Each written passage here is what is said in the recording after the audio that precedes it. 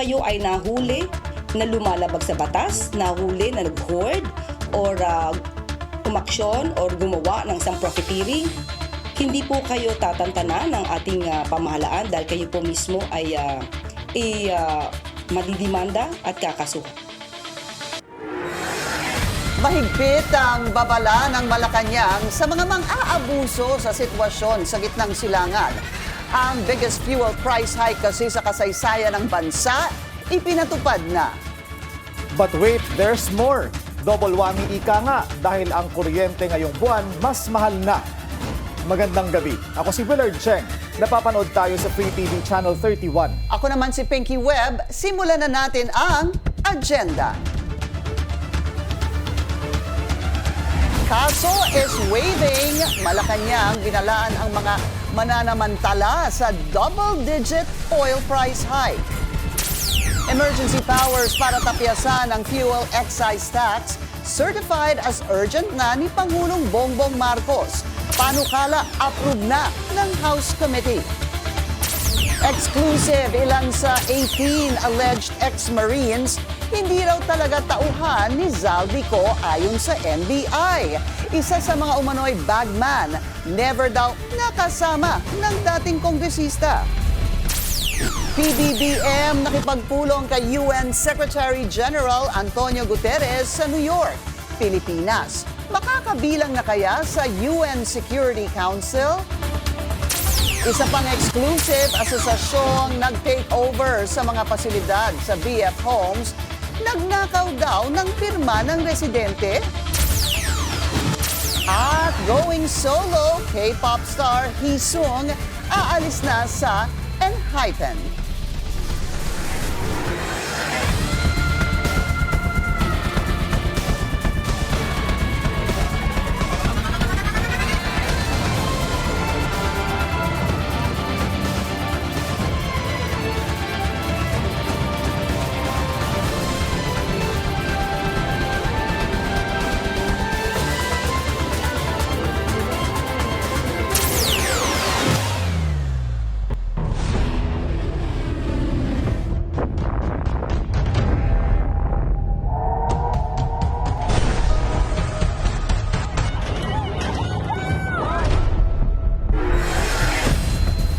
Bawal ang hoarding at profiteering. Sapat din daw ang supply ng langis, kaya't huwag mag-panic buying.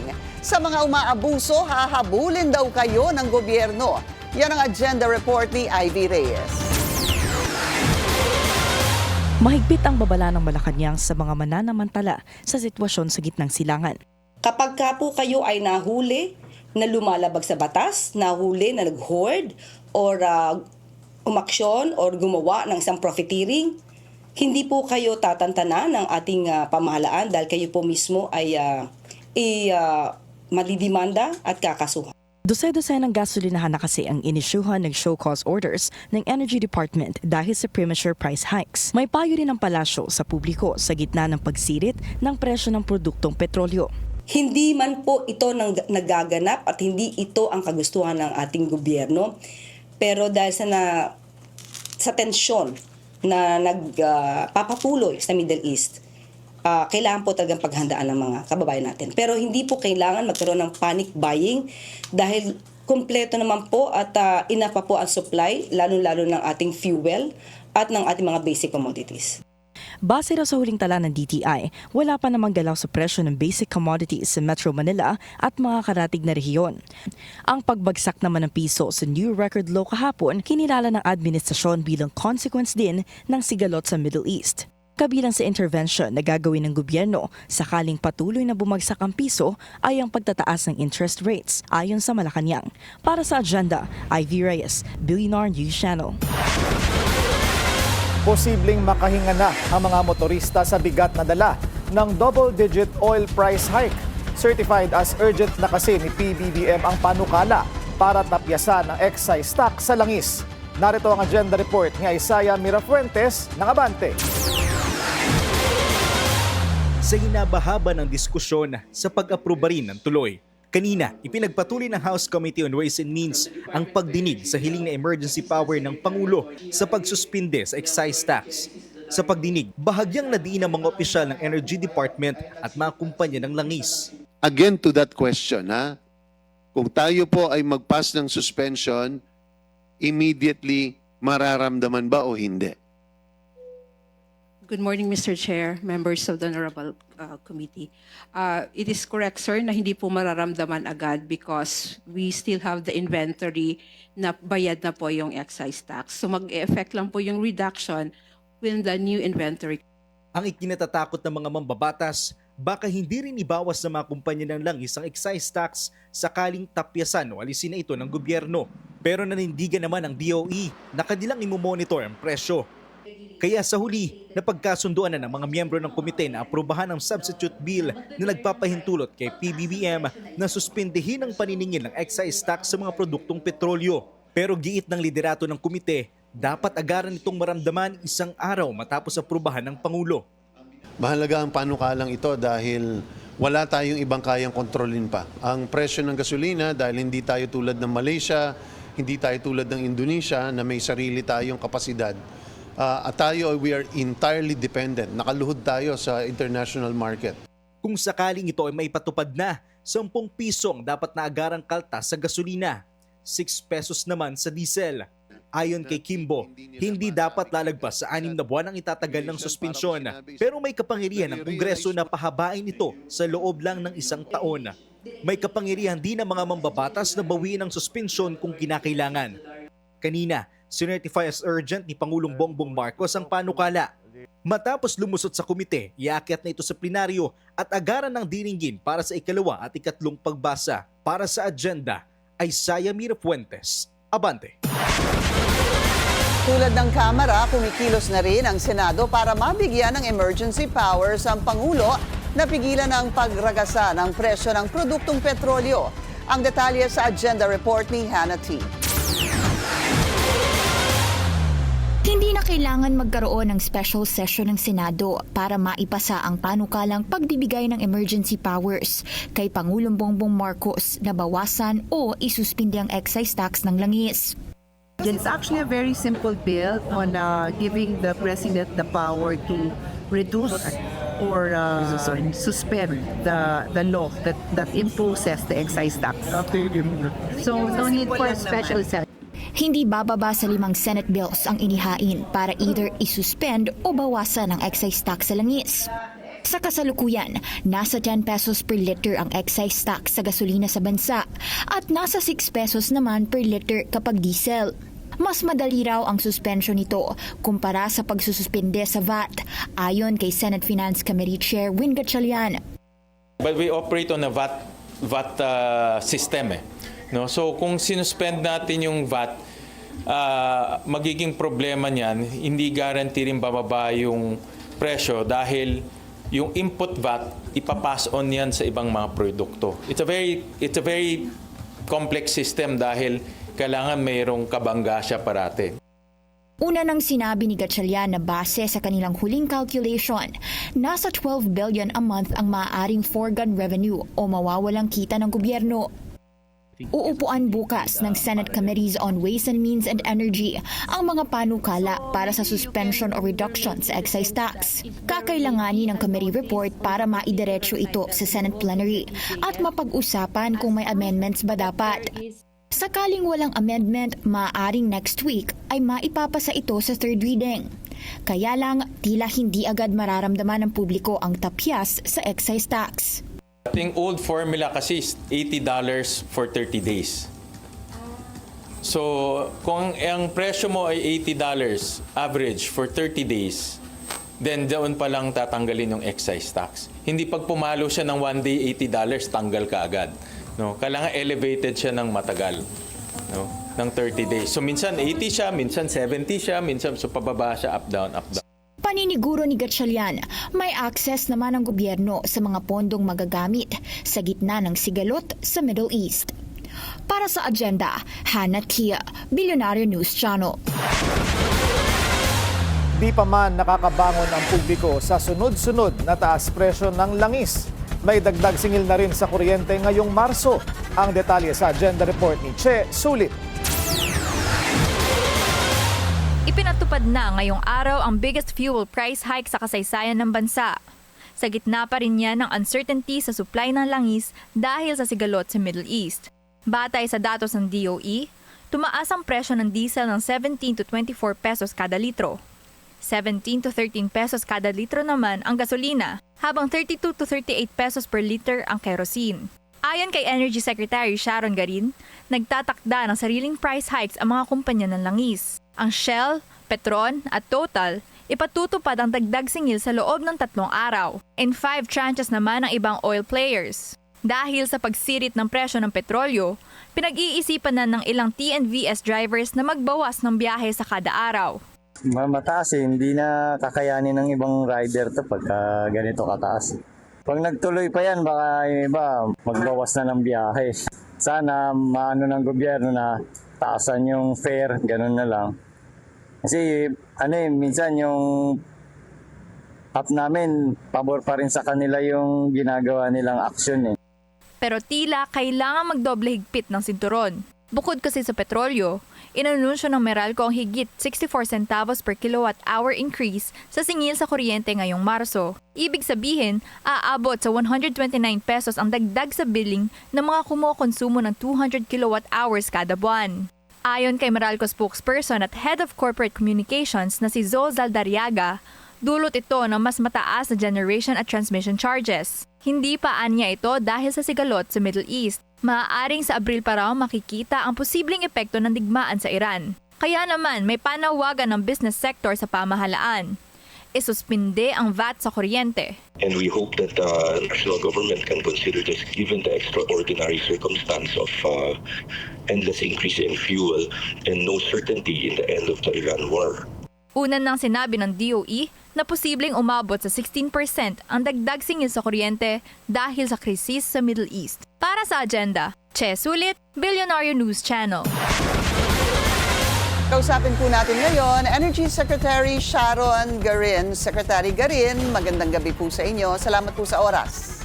Good evening, Pinky. Good evening po sa lahat. Sir, kumahaba na yung pila sa mga gasolinahan sa Metro Manila. Kagabi nakita ko rin. Siguro para malinaw, are we facing a fuel crisis? No, we are just, people are just really concerned about the prices, no? But as to supply, we have consulted with our oil companies and they have assured us repeatedly that we have sufficient supply for about 57 days. Yeah, that's what we've been hearing also, between 50 to 60 days that meron po itong supply. Nag-usap po kami ni Willard, Secretary, I hope you don't mind. Bakit ho nagtaas kaagad ng, for example, at least 17 pesos sa diesel or even gasoline ngayon, kung meron naman po tayo nitong supply na nabili ng mas mura o hindi pa mataas ang presyo? Just because it has been delivered doesn't mean that it was paid already or they had the strike price at that date of delivery or date of order. Iba kasi yung system sa gasoline sa petroleum . So how we have been practicing this since time immemorial, I think, Pinky, way back before I started as secretary, is that they determine the replacement cost. So how do you derive that issue? Get the average of the 5 days a week before, and then use that amount to adjust the next week. So parang how much will I pay for the petroleum or gas or diesel that I sold today? How much will I pay to replace it? So yun po yung calculation. So whether it's up or down, kahit mahal mo siya ng bili, pero kung bumaba yung average, then you have to adjust downwards also. Okay, at least yun po malinaw. Secretary, sapat na ba yung pagtapyas sa excise tax on oil kahit papano para maibsan yung mabigat na dagdag singil sa mga produktong petrolyo? It will not be enough, Pinky, because we're talking about 6 pesos for diesel here, and the increases are on average about 20 for this week, 20 pesos for this week. So it will not be enough. Kasi talagang iba yung kakaiba to. This is not the most expensive fuel price we ever had. But it's the biggest jump so far kasi 20 siya. So that's why people are panicking, pumupunta na, nagpapagas na, because rightfully so, because kaya nga namin ina-announce in advance ang staggering and all the plans for the prices so that they can prepare. What else can you tell us about the plans para po dito sa staggered increase in prices of fuel? The staggered increase is not na hindi mo babayaran yung increase. Sinischedule na lang, pakonti-konti, pautay-utay lang yung pag-increase. Instead of increasing it today, 20 pesos kagad, we ask them, can you medyo gradual lang siya. So, 10 pesos halimbawa. Ngayon, pagka next day, maybe middle of the week, another 10 pesos para hindi ganun ka, kasi mapaplano natin, because some people, especially jeepney drivers, nagpapagas yan halos every day or every other day. So, kailangan para maplano nila when to buy fuel para they buy the cheaper one before it goes up. Dahil sabi niyo na rin po, Secretary, hindi din talaga sapat yung pagtapyas ng excise tax once that actually happens. Ano ho ang plano ng gobyerno para matulungan ang mga motorista and at least yung pong talagang nangangailangan? Pinky, because right now, although we are preparing it to be long-term or medium-term, right now how we approach the issue is because of the uncertainty, we need to address who are the hardest hit first, Later, if we notice na tumatagal na talaga, then there should be some institutional reforms, including the excise, But right now, as we see it, ang hardest hit would be the drivers of public utility vehicles. Next would be the farmers, and next would be the fisher folks, Yun yung talagang will feel what is the effect of the oil price hike. So I think ang immediate then, which is already, the system is already in place and DOTR is ready and Department of Agriculture is ready, is the distribution of ayuda. Once we hit the $80 per barrel average for 30 days, Isang then buwan. they can start, they can start distributing na. Pero, Sec, paano ho kaya yun? Katulad ngayong araw, an increase of about, let's average it at 17 pesos, apektado na ho sila talaga ngayon. Sabi mo nga, the most hard hit. Pero kailangan pang hintayin nang mag-average po yung $80 per barrel before an ayuda is actually distributed?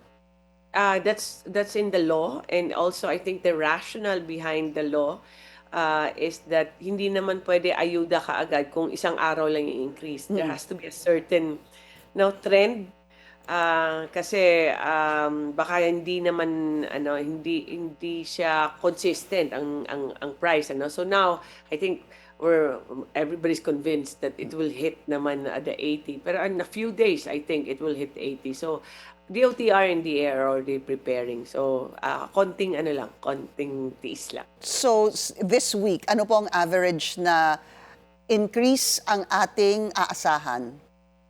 I think as of today, if I'm not mistaken, it would be around 78. It jumped from 75 the other day and then naging 78. So it's fast approaching 80 talaga kasi nag-jump siya kaagad nung the other day to $100 per barrel. So we'll reach 80. I think I'm almost positive about that. Captain. Secretary, sa atin po, sa mga motorista, this week, ano po yung average increase na dapat nating asahan?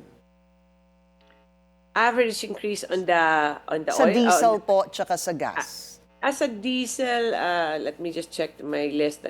Sa diesel, there's a range kasi dahil hindi siya pareho yung presyo ng per company and also the areas, kung malayo siya, the transportation cost and the insurance is also more expensive. So we put ranges kasi this is not a regulated price. We just monitor this and we make them justify why they have increases, but hindi namin makokontrol to the detail. To the peso. But on the gasoline, it would be around 7 pesos to 13 pesos ang increase. And then on the diesel, it could range from 17.50 to 24 pesos. And then on kerosene, it would range from 32 pesos to 38.50. For this week. Yes. And last question, Secretary, meron ho kayong nasampulan na ba ng mga gasolinahan na nananamantala yun pong premature price hikes? This is the most disappointing thing na there are gas stations that took advantage of the panic of our people and the difficulties they're undergoing. So we today we are canceling two permits of two gas stations. I just don't have the names right now, pero mandyan. Pero as of last weekend, ang count ko doon ng reports was around 85. We investigated and yung may evidence, strong evidence of profiteering or hoarding, we issued 55. Out of the 85, 55 ang pinadalhan namin ng show cause order, and today is a day we are waiting for their responses. But two of those with strong evidence and really parang 50% increase sila, we are canceling their permits to operate. Maraming salamat po sa inyong oras. Energy Secretary Sharon Garin. Thank you, ma'am. Thank you, and magandang gabi po sa inyo lahat. Inakusahan ng Tehran ang Estados Unidos ng war crime matapos umanong atakihin ito ang isang eskwelahan sa Iran. US din ang sinisisi ng Iran sa pagsipa ng presyo ng langis sa world market. Narito ang agenda report ni Francis Folve.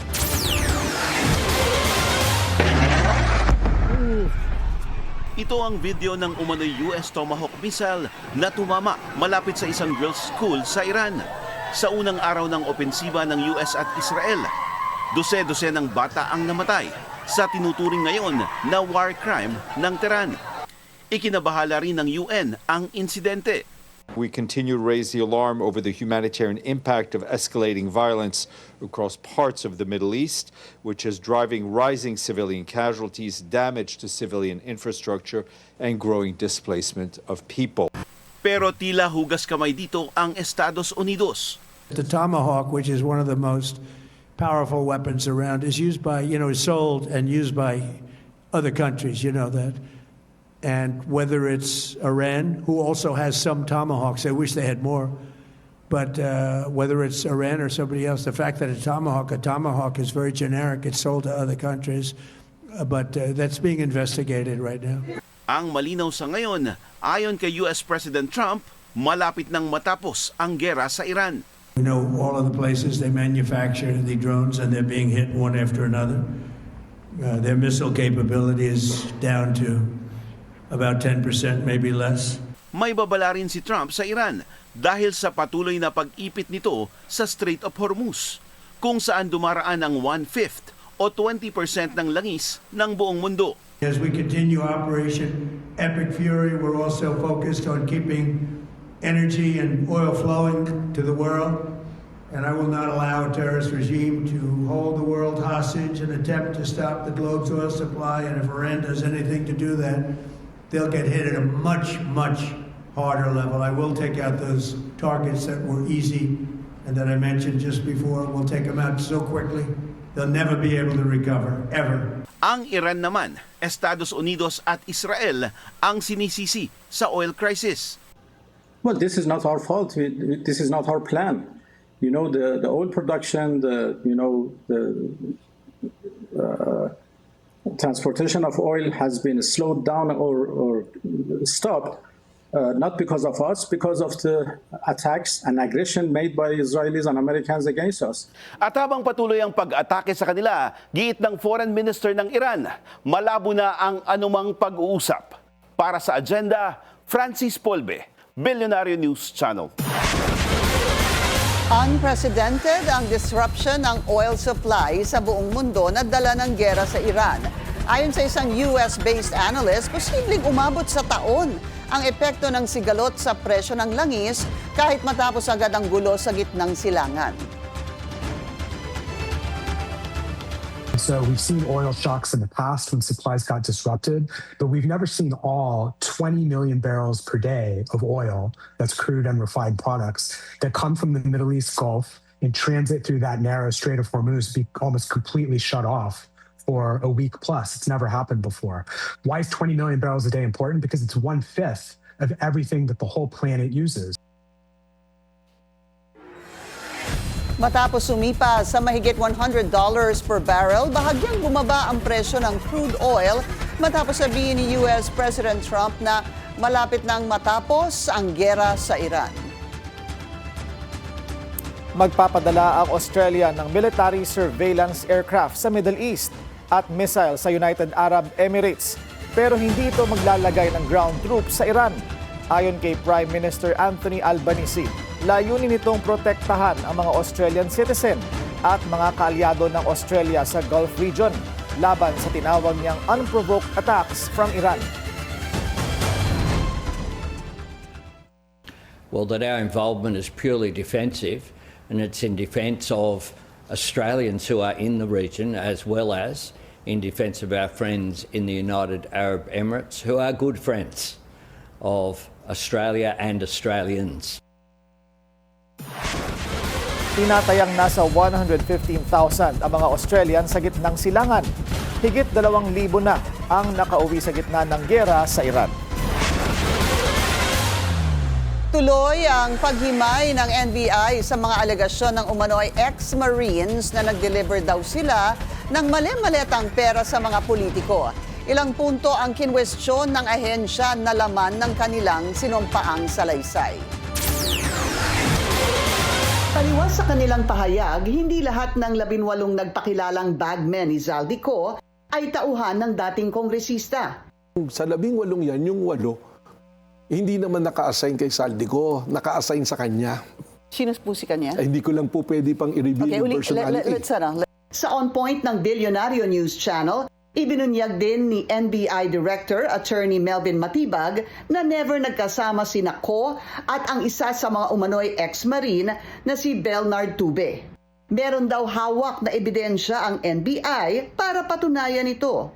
Minention po nila si Tube tsaka si Zaldico na nag-arkila sila sa air taxi.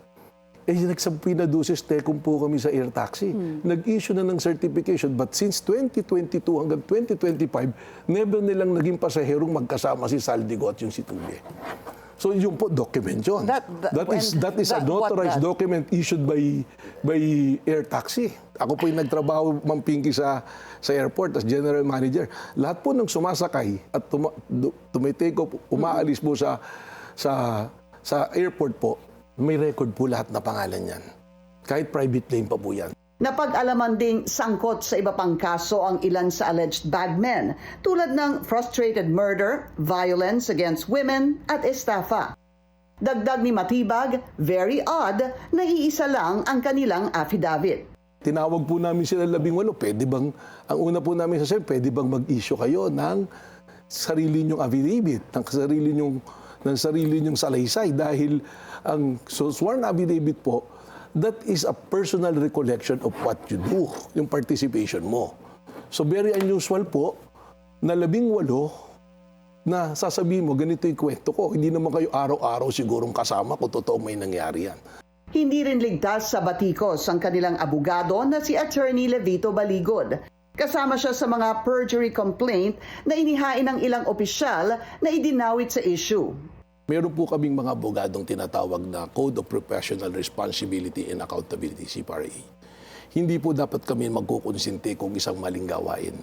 We will not tolerate na may magsusumiti po ng maling paratang o maling ebidensya sa isang tao.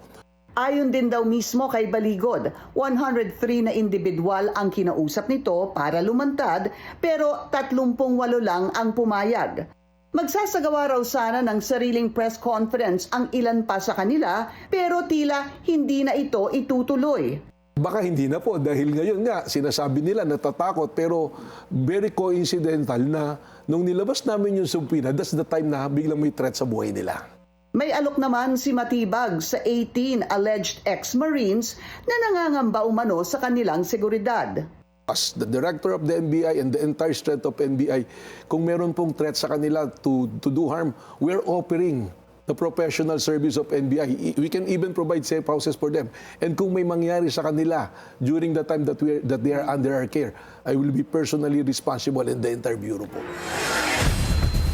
Sa Huwebes, ang deadline ng sabinang inisyu ng NBI laban sa mga dati umanong sundalo. Lumutang sa NBI ang abogadong nagnotaryo sa joint affidavit ng mga dati umanong Marines at bagmen ni Zaldico. Wala raw siyang kinalaman sa laman ng dokumento at ginawa lang daw niya ang kanyang trabaho. Narito ang agenda report ni Andrea Salve. Paano kung sisingilin niya mga yan? Ang dami nila, tapos notaryo, simpleng affidavit lang po. Yung mag-affidavit nga na magkatahon, nililibre ko Ito ang iginiit ni Attorney Charlie Pascual sa kanyang pagharap sa NBI Special Action Unit ngayong Martes para magbigay linaw sa ilang katanungan tungkol sa kanyang pagnotaryo sa joint affidavit ng nagpakilalang 18 ex-Marines at bagmen umano ni resigned Congressman Zaldico. Isa ang abogado sa higit 20 sinupina ng NBI sa nagpapatuloy nitong investigasyon sa umano'y 805 billion peso cash delivery scheme na inuugnay sa ilang politiko. Nilinaw ni Pascual na lihitimo ang kanyang serbisyo at ginawa lang ang kanyang notarial duties. Ito po yung pagpapatunay na ako po hindi house yaw na abogado, ako po may opisinang notarial office ko. I told the NBI that everything was documented. All the competent evidence of identity were verified. And they confirmed to me that it is their voluntary statement. So I just did perform my notarial duties, no? Personal daw na sinumpaan ng umano'y dating Marines ang kanilang joint affidavit. We browse over it. Yeah, I browse over it. I have nothing to do with the contents of the sinumpaang salaysay. Aminado rin ang abogado na malalagay sa public scrutiny ang kanyang pagnotaryo sa joint affidavit kaya documented umano ang buong proseso. Handa siyang isumite sa NBI ang mga pruweba. Para sa agenda, Andrea Salve, Billionaire News Channel. Walang tangkang busalan ng umano'y bagman na si Ramil Madriaga. Yan ang paglilinaw ni Attorney Salvador Paulo Panelo Jr. kaugnay ng perjury complaint ni VP Sara laban kay Madriaga. Sa At the Forefront ng Billionaire News Channel, sinabi ng abogado ng bise na dapat tumestigo sa impeachment hearing si Madriaga. Paniwala niya mabibisto na kasinungalingan lang ang mga paratang ni Madriaga kapag binusisi ng mga mambabatas ang kanyang salaysay. We want him to testify so that he can expose himself to the world as a fraud. But what this shows is, or what this starts, is the process to hold Madriaga accountable. Dagdag pa ni Panelo, may suspetsya sila kung sino ang nag-udyo kay Madriaga na tumestigo laban kay VP Sara. We don't have that specific information, a direct link, but reading the Madriaga affidavit, halata sa amin kung sinong behind this. Kasi the Madriaga affidavit contains a compilation of former Senator Trillanes' greatest hits against the Dutertes. May pogo allegations, may drug money allegations, may magnetic lifters against Manscarpio, may confidential funds. PBBM nagalit sa umano'y pagmamaltrato ng DMV personnel sa ilang OFW sa Bahrain. At K-pop superstar Jennie kakasuhan ng mga nagpapakalat ng malisyosong post. Susunod yan sa agenda.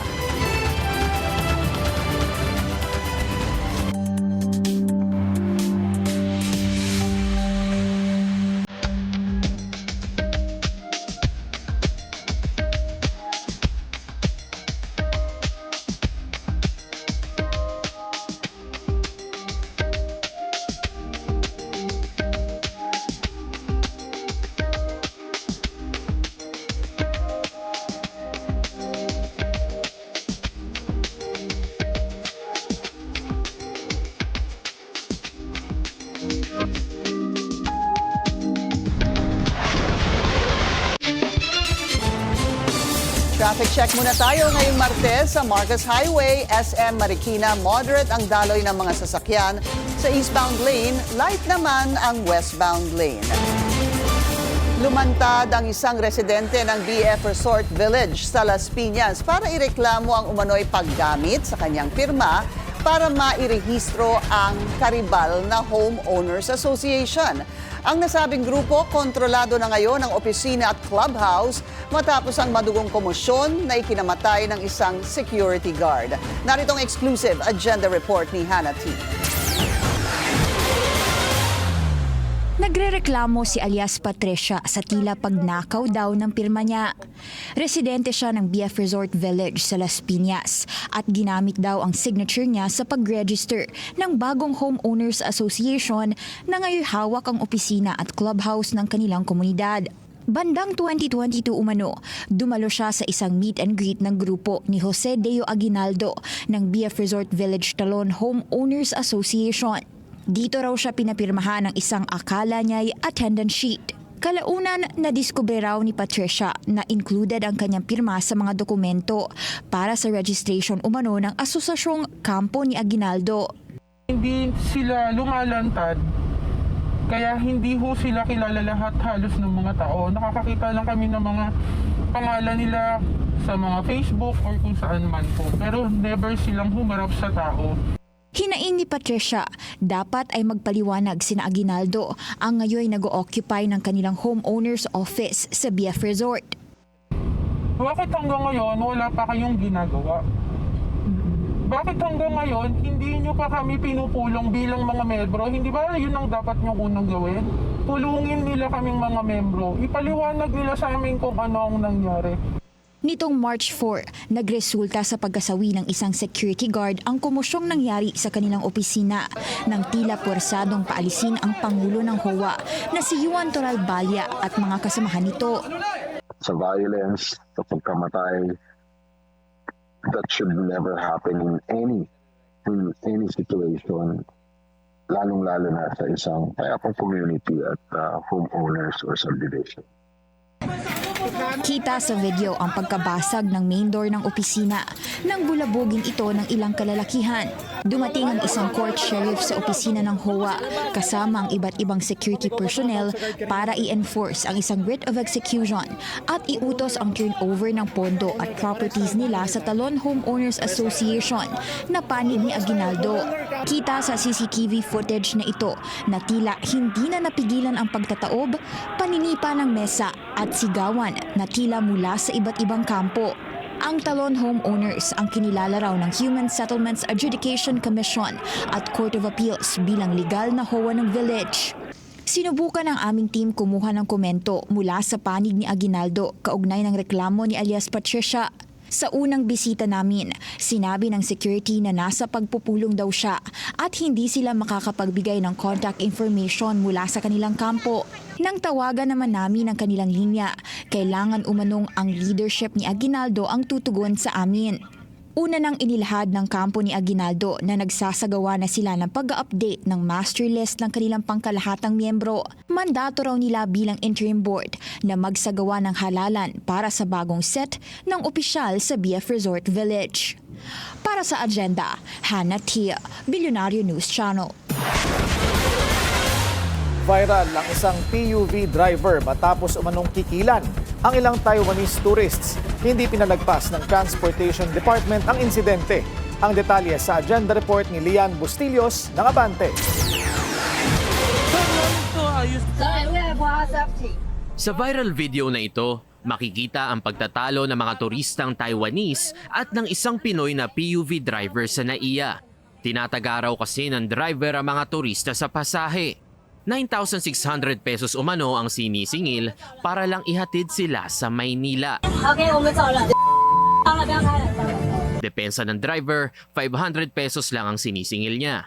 Pero sabi naman ng mga Taiwanese, nang makasakay na sila sa sasakyan, bigla raw binago ang singilan at ginawang 500 pesos bawat tao ang pamasahe.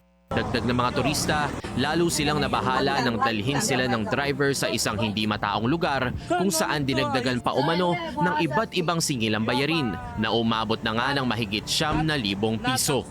Kaugnay nito, mariing binalaan ni Transportation Secretary Banoy Lopez ang PUV drivers na itigil ang pangingikil at pananamantala sa mga pasahero, lokal man o dayuhan, sa gitna ng patuloy na pagtaas ng presyo ng langis. Ipinag-utos na rin ng Transport Chief sa LTFRB at LTO na tukuyin at hulihin ang sinumang driver na mapatunayang nanloloko ng mga pasahero.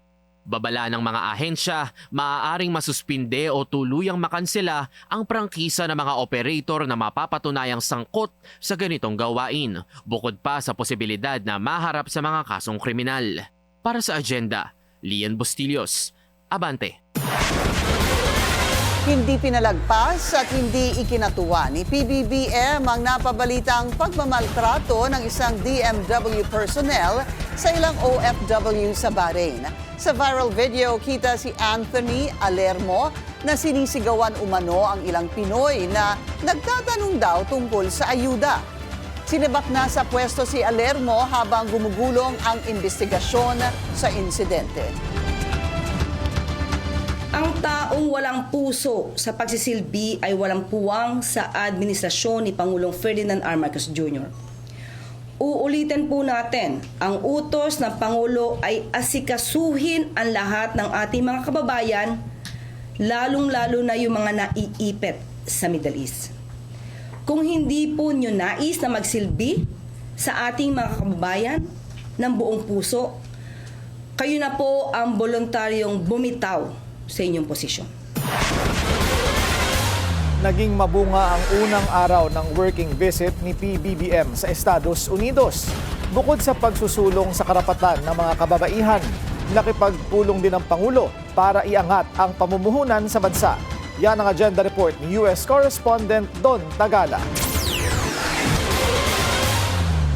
Siksik ang schedule ni PBBM sa full working day niya ng Lunes sa New York City.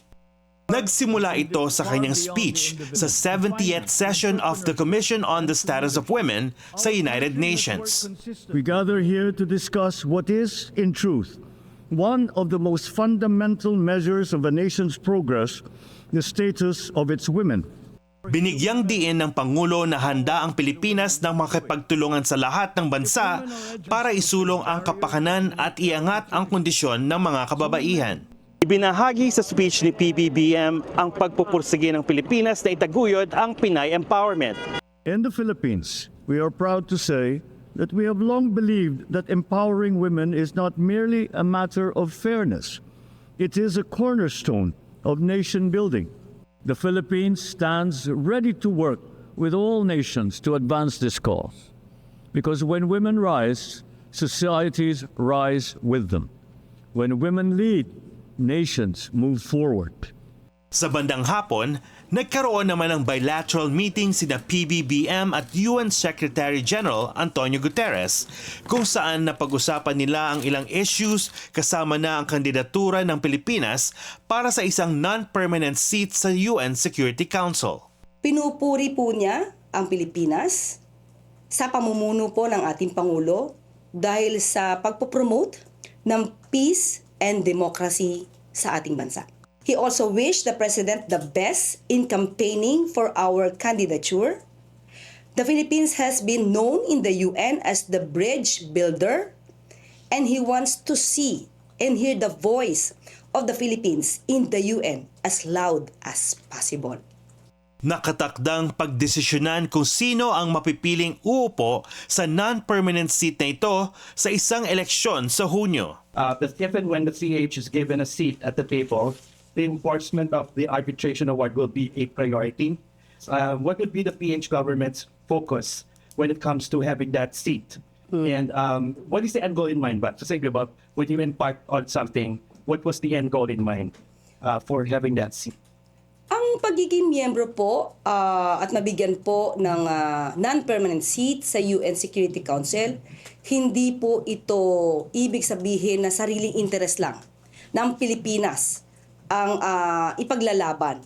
Kung anumang bansa ang may kinakaharap patungkol sa mga peace and security, kailangan lamang pong madinig din ang Pilipinas kapag naging miyembro po tayo ng UN Security Council dahil ang boses na ito ang maaaring makapag-ambag para sa pandaigdigang kaligtasan, kapayapaan at seguridad. Inaro naman ni Yusek Castro na hindi off the table ang usaping dispute sa West Philippine Sea at hindi rin maiiwasan na talakayin ng ilang mga issue ng Pilipinas sa international body kung kinakailangan. Matapos ang bilateral meeting, nagkaroon pa ng ilang private meetings ang Pangulo.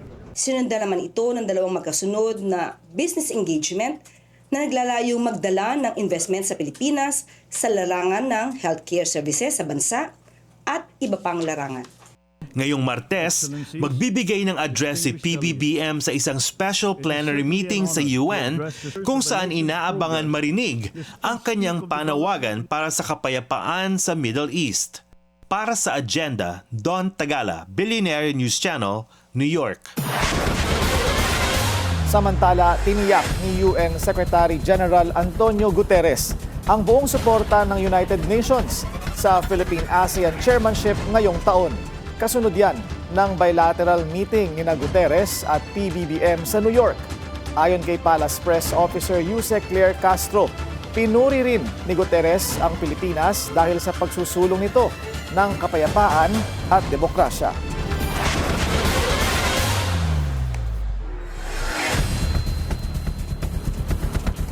Isa sa mga hinainan ng show cause order ng DOE ang isang gas station sa Valenzuela City. Sa eksklusibong report ng Billionaire News Channel, premature daw ang ipinatupad nitong price hike. Narito ang agenda report ni Ian Maghanoy. Pinagpapaliwanag ng Department of Energy at ng LGU ang isang gasoline station na nagpatupad ng advanced oil price hike sa Paso de Blas sa Valenzuela City. Kinumpirma ni Valenzuela City Mayor Wes Gatchalian na kanya nang binigyan ng show cause order ang nasabing gasoline station para maimbestigahan ng DOE. Agad-agad, personal ko pong tinek si Secretary Sharon Garin within the same day or the next day, Monday kahapon. Dumating na po yung operatives at together nagbuho kami ng task force. So, tinutulungan ko rin po ang DOE ngayon. Together with BPLO, LIDI po namin, ay pinuntahan ho namin at binigyan po ng show cause order kaagad po yung nasabing gas station. Kabilang sa mga dapat linawin ng istasyon ay kung bakit lagpas 100 pesos kada litro umano ang presyo ng diesel na kanilang ibinebenta base sa kanilang price board. Matatanda ang linggo ng eksklusibong inulat ng Billionaire News Channel ang issue. Una-una, papasalamat ako sa Bilyonaryo dahil kung hindi ko napanood po yung news clip nyo po, ay hindi ko malalaman na may mga abusado pong mga gas station pala dito sa amin, no? Una nang pinalitan umano ng naturang gasolinahan ang kanilang price board bago pa man ito maiulat ng aming news team. Ang transport group na Manibela ang nag-upload ng litrato, dahilan kung bakit inulan ng batikos mula sa mga netizen ang gasoline station. Para sa agenda, Ian Maghanoy, Billionaire News Channel.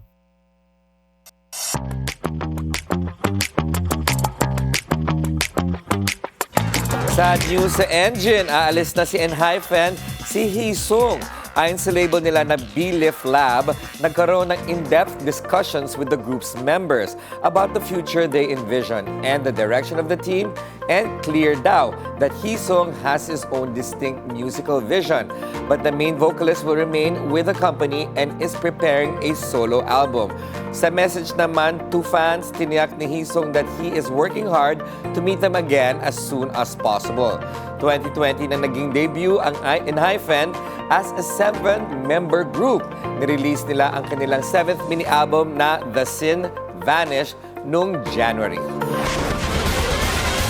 Chappelle Roan becomes the latest celebrity to push back against paparazzi in Paris.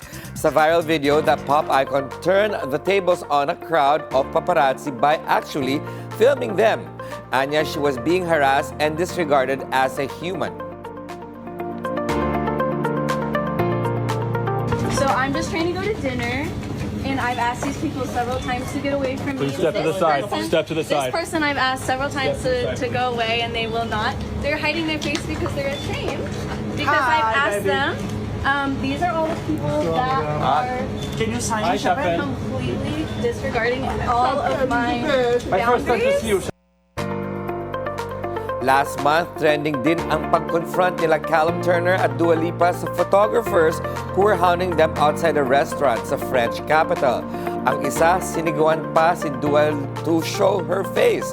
Naging biktima rin ang paparazzi recently si Blackpink Jennie. And speaking of Jennie, the K-pop superstar is taking strong legal action over fake news damaging her reputation. Ayon sa kanyang agency na OA Entertainment, may continued spread of false information, defamatory content, slander, and groundless speculative posts targeting Jennie. Kinall out din niya ang company ng anyay privacy invasion na nag-i-interfere sa kanyang personal time. Babala ng ahensya, nagko-collect na sila ng irrelevant evidence, there will be no leniency or settlements.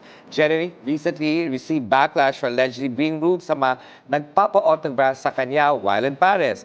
Despite appealing for privacy during her personal time, the Blackpink star granted their request anyway. Meanwhile, Jennie again proves why she's a fashion icon. She attended Chanel show sa Paris Fashion Week, wearing a stunning lingerie look with a beaded open knit cardigan and skirt. Sa Instagram, pinost din ng popstar ang kanyang photo, getting cozy with Chanel creative director Matthew Blasi. Other high-profile guests include Lily Rose Depp, Margot Robbie, Tiana Taylor, and Go Yoon Jung. Ethics complaint laban kay Congressman Bong Suntay, tinalakay na sa Kamara. At Paris Hilton, pinangunahan ang bell-ringing ceremony sa New York Stock Exchange. Susunod yan sa agenda.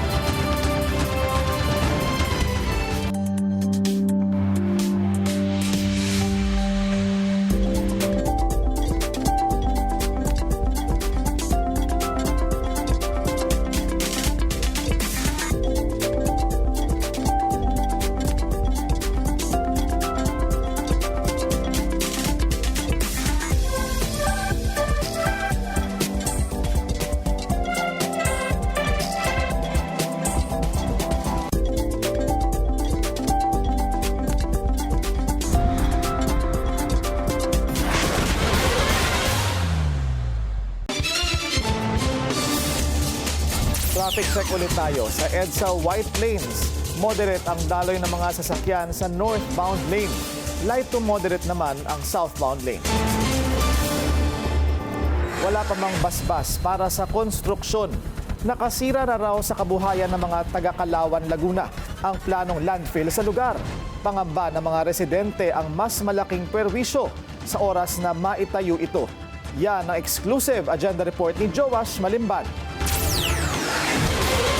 Nagkalat sa ilang parte ng Barangay Imo sa bayan ng Kalawan, Laguna ang mga tarpaulin na ito. Panawagan ng maraming mga residente, no to landfill. Mahigit 1 kilometro kasi mula sa highway, paakyat ng bundok, balak itayo ang isa sa mga pinakamalaking tambakan ng basura sa buong Pilipinas. Ito ang proposed 84-hectare Integrated Sanitary Landfill Waste Management Facility Project sa pangunguna ng South Luzon Waste Management Corporation. Kabilang sa mga nagsabit ng tarpaulin sa labas ng kanilang tahanan, si Nanay Victoria Velasco.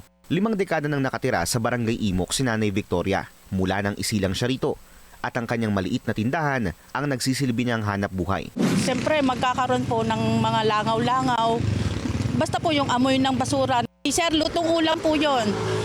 Siyempre po pagkain po yan. Kailangan po talaga sa kalinisan po tayo. Kinumpirma sa amin ni na Barangay Captain Ramon Velasco at Kagawad Evangeline Silva na sakaling matuloy ang tambakan ng basura, nasa 400 garbage trucks ang posibleng dumaan sa kalsada ng kanilang barangay kada araw. 5,000 metric tons kasi ang daily capacity ng proposed landfill ayon sa Environmental Compliance Certificate o ECC nito. Pero paninindigan ng pamunuan ng barangay, hindi makakaperwisyo sa kanilang lugar ang pagtatayo ng landfill. Na-research daw nila na maayos kung paano ang garbage disposal matapos nilang pumunta sa ipinasarang 100-hectare Kalangitan landfill sa Tarlac na hinawakan din ng parehong kumpanya. Dagdag na mga opisyal, makapagbibigay daw ito ng daan-daang trabaho para sa mga residente. Kami naman nagbisita po noon sa company. Doon namin nakita yung kagandahan at kalinisan. Kami nga po kumakain, ito ang basura, yan lang. Yung simbahan. Simbahan. Yung kalapit. Natambak ang basura doon na mayroon silang compactor na gumigiling na ganyan. Wala pong amoy, wala po rin langaw. At ang opisina po rin nila doon, nasa tabi ng basurahan. Paano sasabihin nating mabaho? Sinisil po yun. Bago nila pick upin ng truck nila, papunta doon sa dumping area nila. Wala pong 2 minutes, natatakloban na po nila. Totoo, may amoy sa una. Kasi dinampo yung basura. Pero wala pa pong 2 minuto. Wala na pong amoy. Bagaman hindi pa kompleto ang mga kinakailangang permit para maitayo ang mismong landfill, ongoing na ang construction ng isang access road mula sa paanan ng bundok papunta sa gagawing tambakan ng basura. Alinsunod sa Certificate of Non-Coverage na nakuha ng kumpanya mula sa DENR Environmental Management Bureau ng Calabarzon, binuldoze na ang bahaging ito ng bundok. Bagay na inalmahan ng mga magsasaka matapos madamay ang kanilang mga pananim. Paano ito? Ang mga tao mabubuhay kaya sa basura. Ay ang kabuhayan namin dito, ang pagtatanim. Hindi kami nabubuhay dito sa pagbabasura, kundi pagtatanim ang aming kabuhayan. Ayon naman kay Heriberto Garcia, binayaran lang siya ng 20,000 bilang danyo sa kanyang mga nasirang pananim. Pero paninindigan niya, hindi ito sapat, lalo na't aabot daw sa kalahating ektarya ng kanyang sinasakang lupa ang nasagasaan ng proyekto. Talagang dito na po ako sinilang. Ngayon, yung aking mga halaman, mga anak ko, diyan ko na binuhay. Ay ngayon, giniba ng landfill. Ay wala na kami magawa at gawa ng pinagpuputol na pati mga saging, niyog, mga punong kahoy. Yung mga halaman ko, abukado, langka, pinag-bulldozer na rin. Wala na akong magawa. Idinulog muli namin ang mga concern ng mga magsasaka sa pamunuan ng barangay. Ang kanilang naging tugon. Kung tutuusin, ang sinasaka nila, hindi na nila pag-aari. At ibininta nila sa mga company din na mga may pera. O tsaka una naman, sa totoo, nung ini-implement yung mga lupang yan, nung 2000 hanggang 2002, ini-implement yung lupang yan, yung Agrarian Reform Program. Tsaka una sila, hindi pa nagsisimula ko anong klase ng itatayo ng company, kumukontra na agad. Kung ano-ano nang pinalalabas sa social media. Sa kasalukuyan, pansamantalang nakahinto ang construction ng access road. Nag-issue kasi ng Notice of Violation ang Environment and Natural Resources Office ng Laguna Provincial Government sa kumpanya noong Disyembre, matapos mabistong idinideliver sa ibang lugar ang mga binungkal at hinukay na lupa mula sa bundok. Inimbitahan namin sa isang panayamang kumpanyang South Luzon Waste Management Corporation pero wala pa silang tugon sa aming mensahe. May petisyon din para ipatigil ang balak na landfill na permado ng daan-daang residente mula sa Barangay Imok at San Mateo ng Kalawan at mga residente ng San Pablo. Para sa agenda, Joash Malimban, Billionaire News Channel. Tinutulan ng DOJ ang planong out of the country ni Senador Jinggoy Estrada sa inihaing motion sa Sandigan Bayan 5th Division. Plano ng senador na mag-Hong Kong, Macau at Japan mula March 31 hanggang April 5. Ayon kay DOJ spokesperson Polo Martinez, dapat manatiling epektibo ang precautionary hold departure order laban sa senador dahil flight risk pa rin ito. Ipinataw ng korte ang PHDO, kaya sila rin daw ang magdidesisyon kung papayagan nila o hindi si Estrada. Naharap ang senador sa kasong plunder matapos madawit sa flood control scandal. Tila hindi napupuknat ang puksaan sa Senado. Sa sesyon kanina, todo banat si Senate President Pro Tempore Panfilo Ping Lacson kay Senador Rodante Marcoleta. Pa-main character daw kasi si Marcoleta. Narito ang agenda report ni Hannah T. Live mula sa Senado. Hannah, anong mga naging hirit ni Senator Ping? Pinky Asal Bida kung tawagin ni Senate Blue Ribbon Committee Chair Ping Lacson si Senator Rodante Marcoleta at hindi siya nagpatumpik-tumpik banatan ang kapwa senador matapos ang mga banat ni Marcoleta sa kanya kahapon. Agad sumalang si Lacson sa plenaryo ngayong hapon para sa isang privilege speech dahil kinailangan na raw niyang magsalita para ituwid ang umano'y mga mali at mapanirang paratang ni Marcoleta. Dahil gusto din lamang ni Senator Marcoleta na lagi siyang bida bilang dating chairman man ng BRC o sa usaping West Philippine Sea o anumang issue involving China, o dili kaya ay sa usaping restitution na mag-asawang Diskaya, siya na nga ang tunay na bida sa aking magiging pahayag sa mga sandaling ito ngayong hapon. Binalikan niya ang pinagmula ng tensyon sa pagitan nila kasama ang pagtutol niya sa motion to dismiss ni Marcoleta sa impeachment case laban kay VP Sara noong nakaraang taon. Ayon kay Lacson, parliamentary inquiry lang ang ginawa niya noon para linawin ang mga alituntunin ng Senado. Sunod na tinutukan ni Lacson ang investigasyon ng Blue Ribbon Committee sa flood control scandal kung saan ilang beses daw nagambala ang pagdinig dahil sa mga aksyon ni Marcoleta. Isa sa mga binanggit ni Lacson ang pag-raise ni Marcoleta noon ng prejudicial question sa kanyang impartiality bilang chair ng komite, isang argumentong hindi naman daw kailangan sa pagdinig. Inisa-isa pa niya ang mga issue pagdating sa witnesses ng Blue Ribbon, kabilang ang pagpresenta ni Marcoleta ng surprise witness na si Orly Guteza, na kalaunan ay nawala at hindi na muling nakita ng komite. Pinuna pa raw ni Marcoleta ang aksyon ng komite sa paghanap kay Guteza at inakusahan si Lacson na nagsasagawa ng surveillance sa opisina ni Marcoleta. Si Guteza ang nooy nagsabing personal siyang nag-deliver ng kickback sa mga tahanan ni na dating Speaker Martin Romualdez at resigned Congressman Zaldico. Isa pa sa mga isyong binuksan ni Lacson ay ang umano'y koneksyon ng asawa ni Marcoleta sa mga insurance company na nagbigay ng bonds sa mga Diskaya na una na nating ibinalita sa Bilyonaryo News Channel. Tinuligsari ng senador ang paglabas ni Marcoleta ng sariling minority report sa investigasyon na hindi raw naaayon sa mga alituntunin ng Senado. Siya na nga itong gawa ng mga bagay na wala naman sa alituntunin ng Senado. Pagkatapos, ako ang pagbibintangan niya na epal. Tinanong din niya ang pagiging consistent ng posisyon ni Marcoleta sa interparliamentary courtesy na dati na raw ginamit ni Marcoleta sa mababang kapulungan para kay VP Sara. Tanong ni Lacson, handa raw bang manindigan si Marcoleta sa courtesy na ito sakaling siya mismo ang tutukan ng Kamara pagdating sa di umano'y discrepancy sa kanyang campaign contributors noong eleksyon. Such hypocrisy, such double standard, such a farce that does not dignify an answer, Mr. President. Ipinunto ni Lacson ang pag-aamin ni Marcoleta na tumanggap daw siya ng pera mula sa mga campaign donor bilang utang na loob, isang malinaw daw na admission against interest na maaaring shoot sa kasong indirect bribery.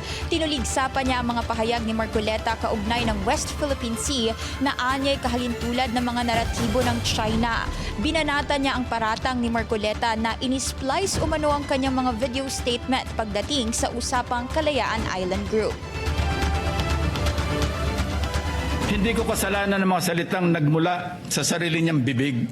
May tawag nga dito ang mga Gen Z. Classic case of gaslighting. Pinky, hinamon ni Lacson si Marcoleta na linawin kung saan siya tumatayo pagdating sa iba't ibang issue, kasama dyan ang issue sa West Philippine Sea at sa investigasyon sa Senado pagdating sa flood control scandal. Balik sa'yo, Pinky. Maraming salamat, Hannah T. Nag-uulat ng live mula sa Senado.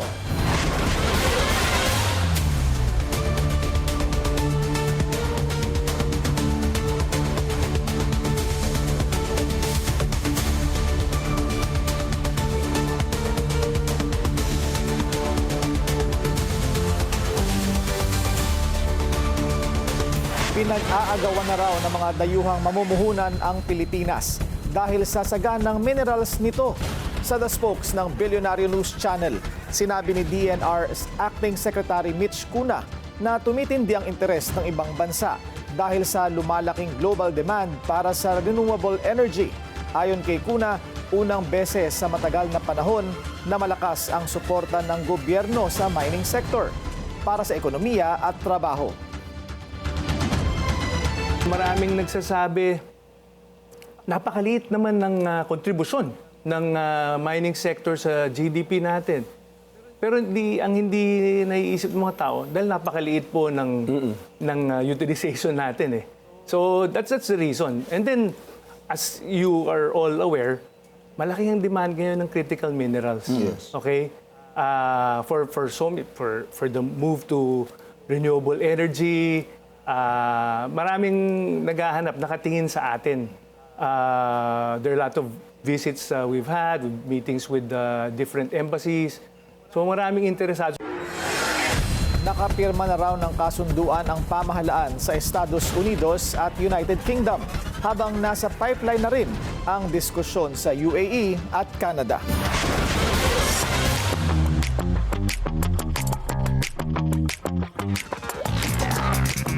Mas tumindi ang speculations na in a relationship na sina Edu Manzano and tech CEO Ann Quisha.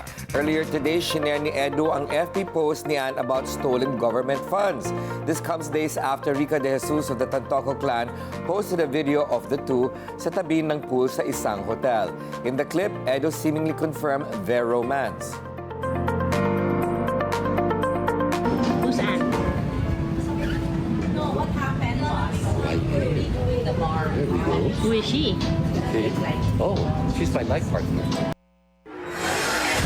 Magkasama rin sila sa intimate dinner with Ann seen holding Edu's hand. Spotted din daw sila sa isang prayer rally noong February 25. Paris Hilton visits the New York Stock Exchange with pink background and pink flowers. Siya pa mismo ang nag-ring ng closing bell nitong Monday in time for Women's Month. The socialite entrepreneur launched a new initiative called Back in Business Recovery Fund. Line ng programa to support female small business owners affected by disasters.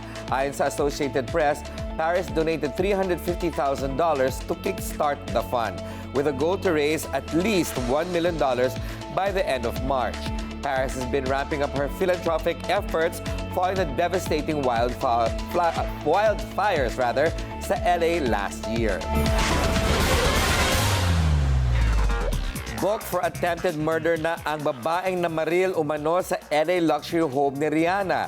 The 30-year-old woman was identified as Ivana Lisette Ortiz. She is accused of firing some 10 shots sa bahay ng pop star noong Sunday. Inaresto ang suspect sa isang shopping complex half an hour after the incident. Investigators found an assault-style rifle in her car upon her arrest. Bail is set at $10.2 million. Nitong Monday, workers could be seen removing suitcases from Rihanna's residence while the street leading to the mansion remains cordoned off. Rihanna was inside the house at the time of the shooting but was unharmed. Danny Ramirez and Jessica Alba shutting down rumors na hiwalay na sila. Danny shared photos from their romantic getaway sa Mexico City. Nag-comment pa si Jessica ng 3 heart emojis. This comes amid speculations the actress is dating NFL star Joe Burrow. Spotted kasi ang dalawa sa opening ng Zero Bond Vegas last weekend. November nang hinard launch ni Jessica ang relationship nila ni Danny after her divorce with Cash Warren. The British royal family full force sa Commonwealth Day service at may desisyon na. Travis Kelce, magre-retire na ba? Susunod yan sa agenda.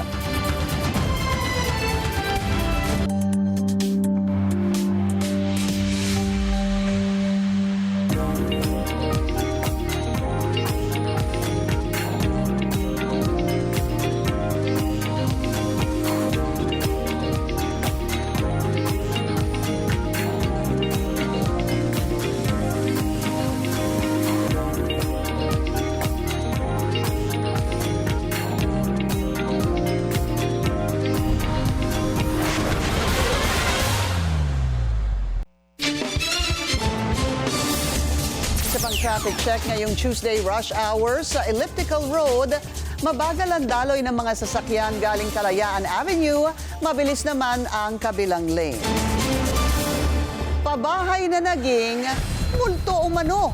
Binanata ni Senador Raffy Tulfo ang Housing Department dahil sa mga proyektong binayaran na pero di naman daw naitayo. Ang detalye sa agenda report ni Dexter Ganibe ng Abante. If you're doing your job, then dapat wala sana mga reklamo. Sinita ni Senator Rapi Tulfo ang mga opisyal ng Department of Human Settlement and Urban Development dahil sa anyay sandamakmak na mga reklamo sa mga pabahay. Sa pagdinig ng Senate Committee on Urban Planning, Housing and Resettlement, inusisa ni Tulfo ang monitoring ng DSUD sa mga housing project na nakapagbebenta ng mga units pero walang nakatayong bahay at talahiban pa o kung meron man, may mga sira naman. Usually mga OFWs, Mr. Chair, pinagpawisan nila sa abroad. Nagbayad sila bago sila mag-abroad, hulog sila ng hulog, and then the time comes na dapat turnover na walang unit. Walang bahay kasi puro talahib pa rin. Kung meron man, butas-butas, walang tubig, walang bubong. Wag kang tumingin sa taas, ma'am, tingin ka sa amin. Ma'am, this just shows na kayo dyan sa DSUD, hindi nyo ginagawa yung trabaho, wala kayong monitoring system. Dagdag ni Senator Rafi, karamihan din sa mga inireklamo sa kanya ay wala pang license to sell ang developer na nagbibenta na ng sira-sira o wala pang unit na pabahay. Sagot ng DSUD, kasama lang sa monitoring nila ang mga developer na nabigyan na nila ng Certificate of Registration at License to Sell. Before the license being issued, wala ba kayong ginagawang vetting, wala ba kayong ginagawang investigation to ensure na may capability na mag-construct talaga, mag-develop itong isang developer? Insofar as condominium is concerned. Whether condominium or subdivision? Not yet. If it's a subdivision, as long as the developer is not yet applying for the certificate of registration and license to sell with DSUD, we are not exercising any jurisdiction over monitoring and investigation of their development. Yun nga, Ms. Pakis eh. Punto ni Tulfo, mas lalo anyang dapat mamonitor ng DSUD ang mga nagbibenta na nang wala pang lisensya para maaksyonan agad. Marami anyang nagreklamo na sa kanya na galing na daw sa DSUD, kaya imposibleng hindi alam ng kagawaran ng mga ganitong gawain ng ilang developer. Sagot ng mga taga-DSUD, may ibang ahensya ang gumagawa nito. Pero binalikan sila ng senador kung may nakasuhan na o na-red flag man lang para hindi na mabigyan ng lisensya. Ikinairita naman ng senador ang mga facial expression ni Yusek Pakis sa kasagsagan ng pagtatanong niya. Kung ginagawa niyong trabaho niyo, hindi sana pumipila-pila, ma'am, huwag kang nakasimangot. Please don't do that. Huwag kang tataas ng kilay parang tumitingin ka sa bubong. Don't ever do that. Don't ever do that here. Don't you ever do that. Okay?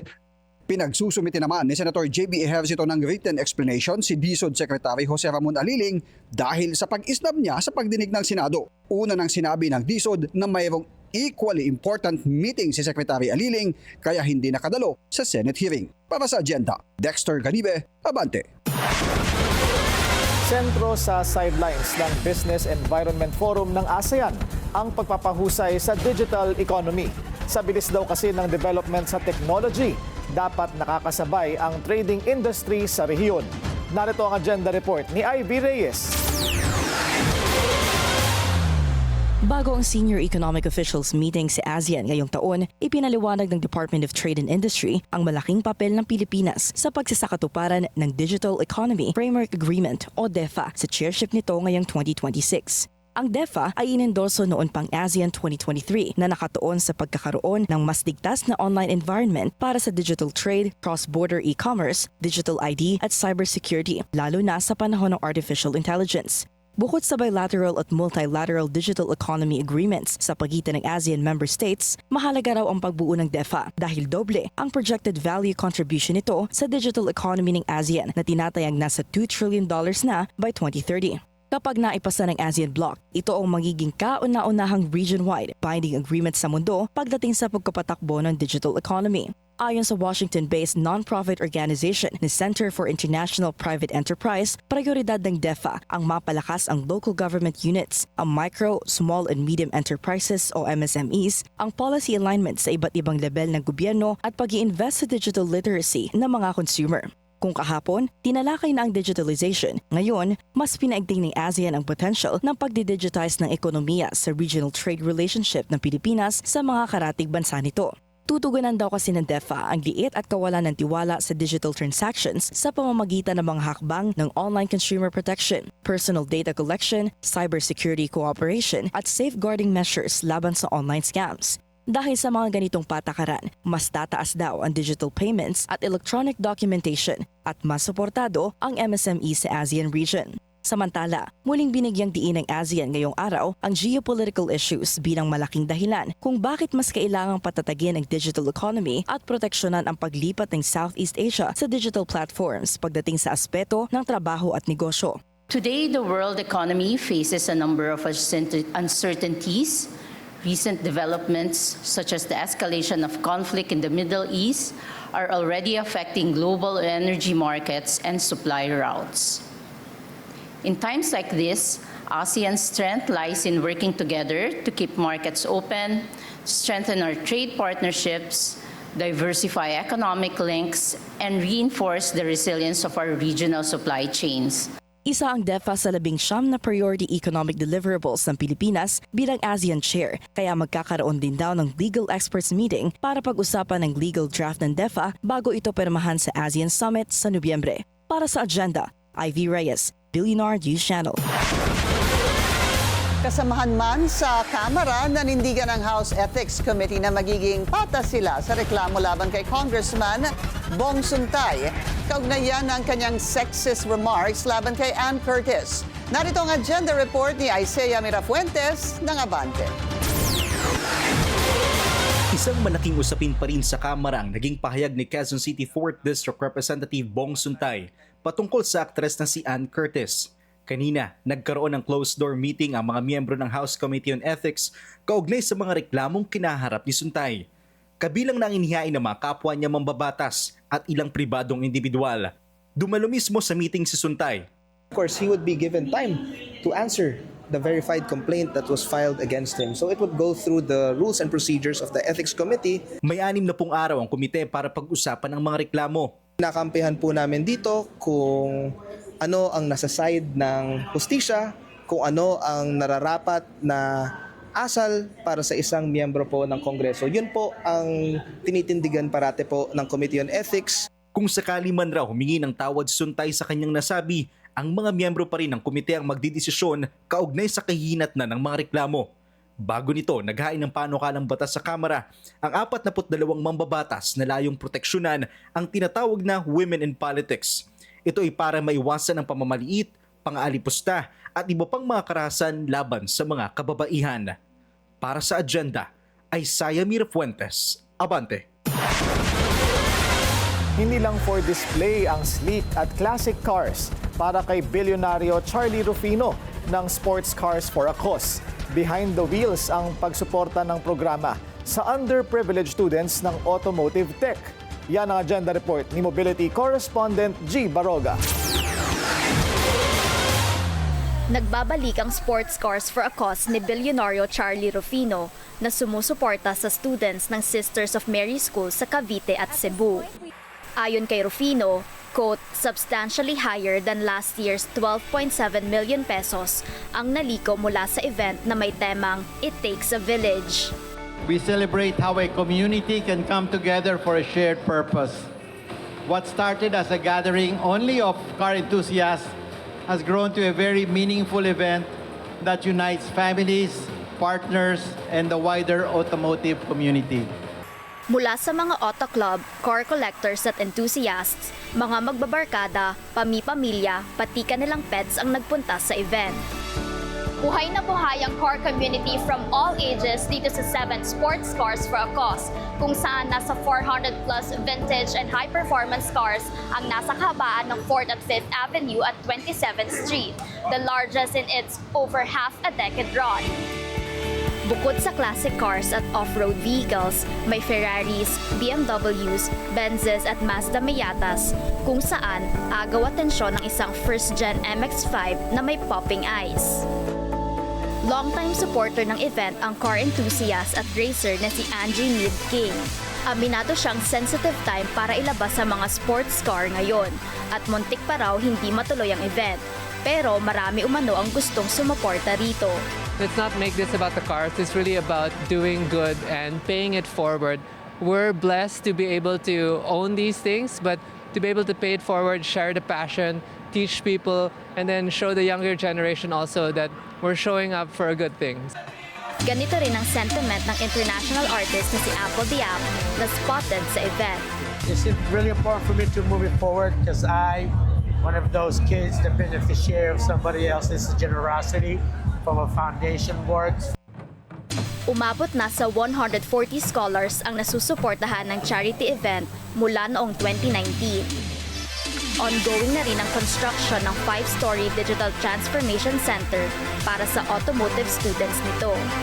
Catch the full feature on Shift Happens with Paulo Del Rosario. Para sa Agenda, G. Baroga, Billionario News Channel.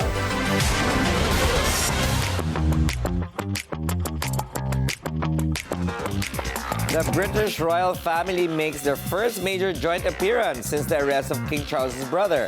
Present sila Charles at Queen Camilla sa annual Commonwealth Day service sa Westminster Abbey in London. Dumari rin sila Prince William and Princess Kate. In his Commonwealth Day message, the King hailed the value of traditional alliances at a time of increasing pressures of conflict. This comes amid intensifying scrutiny sa ties ni former Prince Andrew Mountbatten Windsor kay late sex offender Jeffrey Epstein. He was arrested last February 19 on suspicion of misconduct in public office. Travis Kelce is still the guy on the Chiefs. Ina-announce na ng kanyang New Heights podcast that he will return for his 14th NFL season. This comes amid speculations na magre-retire na si Kelce following a disappointing season for the Chiefs. Last August, he and Taylor Swift revealed na engaged na sila, further fueling talks about his future. Though Taylor has always been supported sa career ng kanyang fiancé, their wedding will reportedly take place sa June. Ito naman, up for adoption na ang ilan retired K9 ng Philippine National Police. Kanina, the 8-year-old dogs were lined up sa Camp Bagong Diwa in Taguig City. Ayon sa PNP, tumulong ang mga aso sa pag-detect ng explosives at pag-secure ng public spaces, transport hubs, and other areas considered high risk. For details on the screening and adoption process, maaaring makipag-coordinate kay Manny V. Molina sa 0946-409-0044.